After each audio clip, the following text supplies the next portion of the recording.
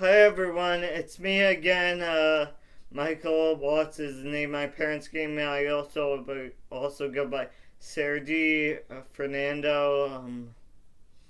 Fernando after Fernando Torres in soccer, and Sergi because I like Russia, and yeah.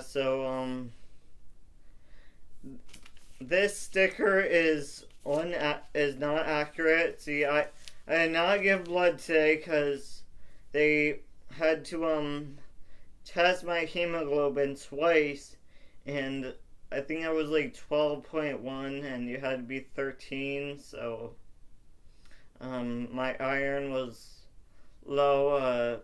Not surprising. I'm a vegan who not even a normal vegan, more like a fruitarian. I ate a shit ton of cashews last night and spinach and beans, but still,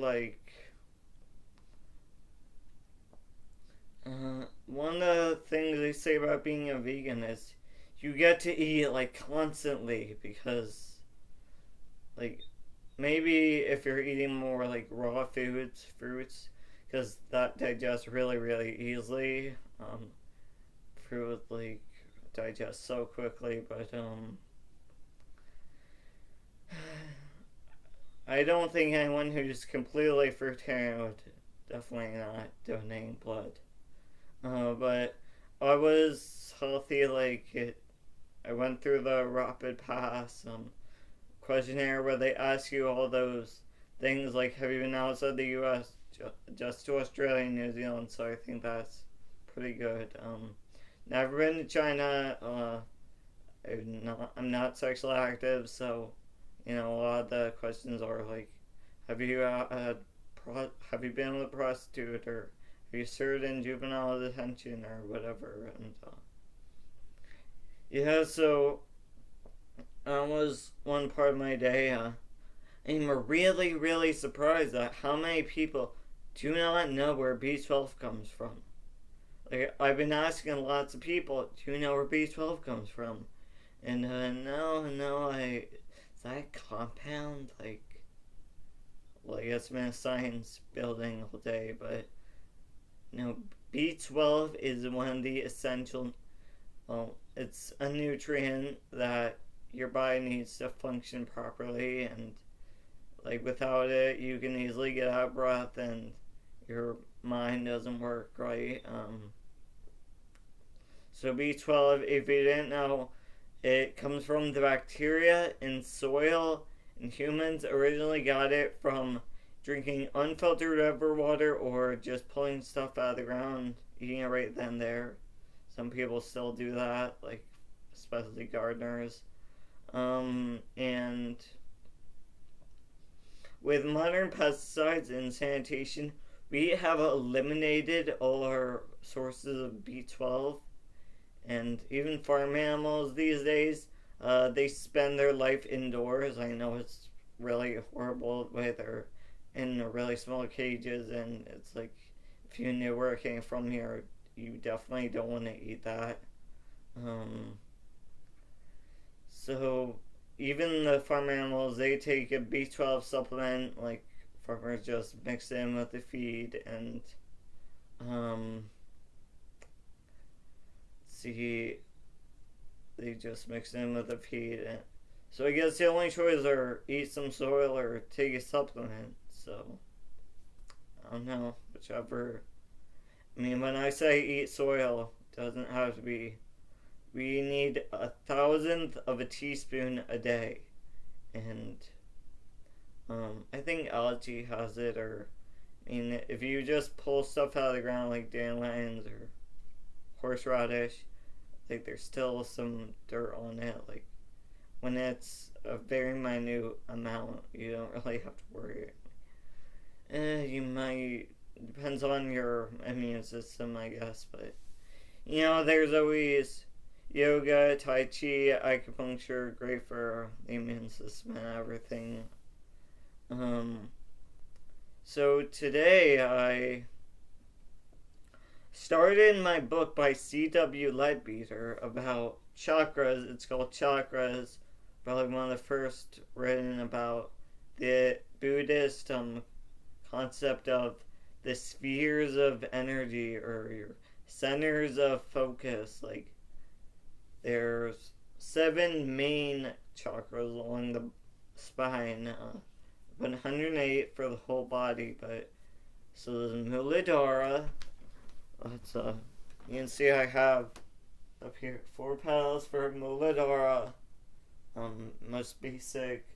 Now it's red because that's the first or lowest vibration color, first in the rainbow. And Svadhisthana, I think it's Svadhisthana. I think that's 6 petals. Orange, sacral chakra. You go up to Manipura, associated with like creativity, self-esteem. That's the 12 petals, and so Manipura, Anahata for the heart. I don't know if you can see that. Then Vishuddha is blue for communication. Ajna and Sahasrara.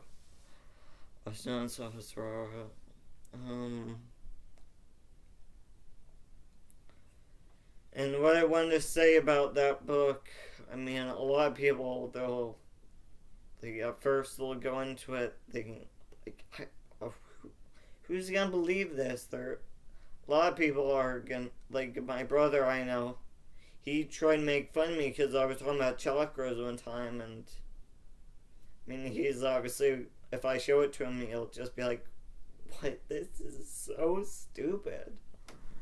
But no, I mean, you started out talking about how the man talks about having a soul as if it is an appendage. But no, the physical body is the appendage of the soul. And, this is just a manifestation of energy. What you see is the most dense, and I guess it's the ego. I discovered something today, how my enemy is, well, it's not really my enemy, but stop paying so much attention to the body, because it's the ego. It's okay to have a body and take good care of it, but don't pay too much attention to it. So it also talked about how you might think these chakras correspond with organs, but no, the organs correspond with chakras because the chakras were there first. They're the less dense part, and the more dense part is what you see. It's at the bottom of your whole field. Yes, and my parents wanted me to go to the counseling center today at school, college, and I mean, I think when you're trying to with therapists, I mean, for me at least, I don't have too many problems that didn't have like abuse or just spend some time in the hospital. No drugs, alcohol, no sexual whatevers. So I think I could figure it all out myself. Like, what I want to do is just find out more about myself. Like, Satan's piece of advice is know thyself. And I feel like maybe if I look more into the doshas in Ayurveda and the way the human whole system is aligned,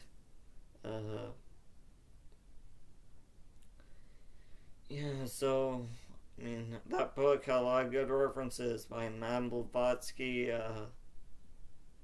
What else? Blavatsky. One called like spiritual chemistry, spirit chemistry. I don't know. So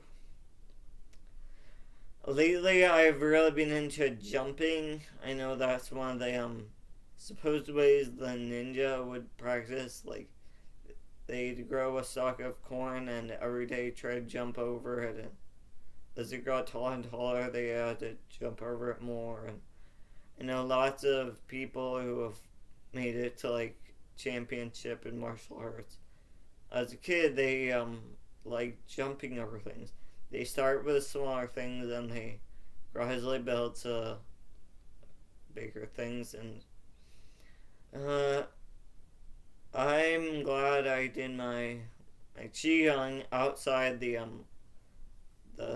like Lawrence Hall today, because people gotta see me, and I know it's egocentric, but I feel like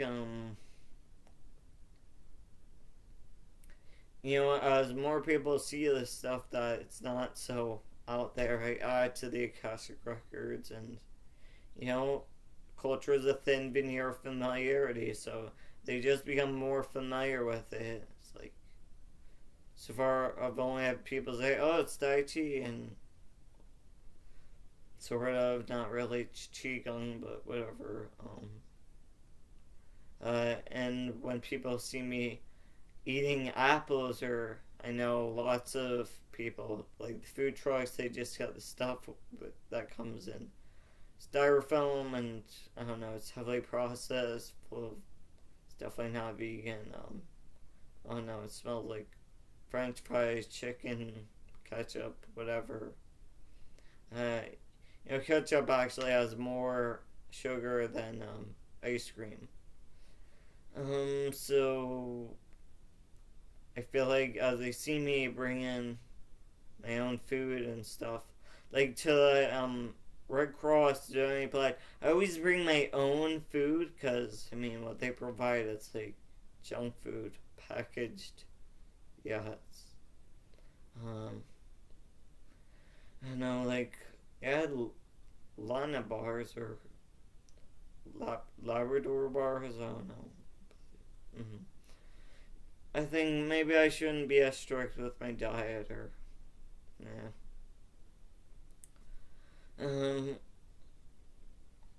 So I think that's all I want to talk about.